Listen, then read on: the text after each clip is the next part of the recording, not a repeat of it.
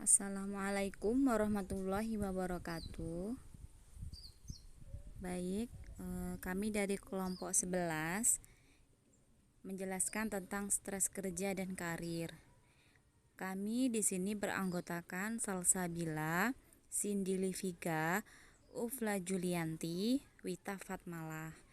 Nah, saya di sini akan menjelaskan tentang stres kerja.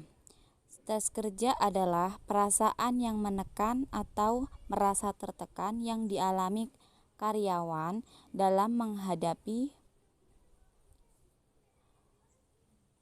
pekerjaan.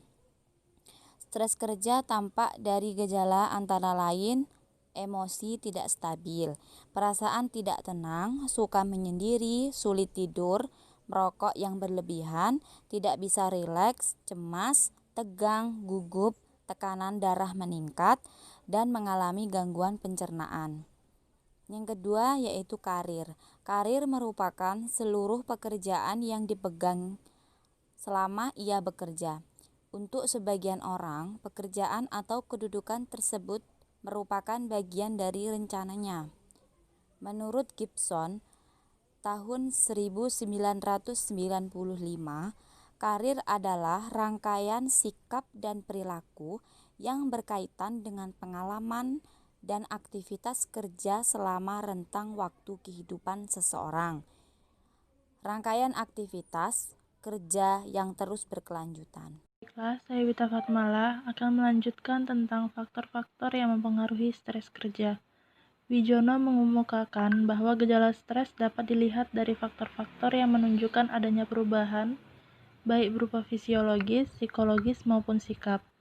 Yang pertama, perubahan fisiologis, ditandai oleh adanya gejala-gejala seperti merasa letih ataupun lelah, kehabisan tenaga, pusing, gangguan pencernaan. Yang kedua yaitu perubahan psikologis, ditandai oleh adanya kecemasan berlarut-larut, sulit tidur, napas tersenggal-senggal. Yang ketiga, perubahan sikap, seperti keras kepala, mudah marah, dan tidak puas terhadap apa yang dicapai.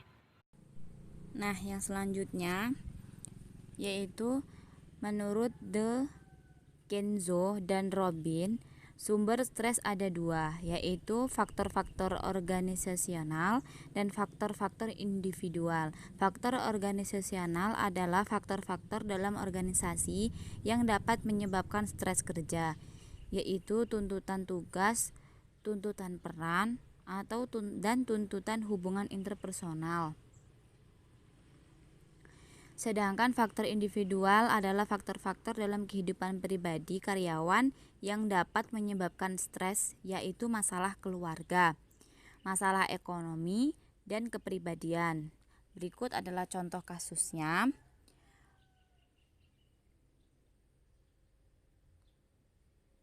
Yaitu seorang insinyur berumur 28 tahun yang bekerja untuk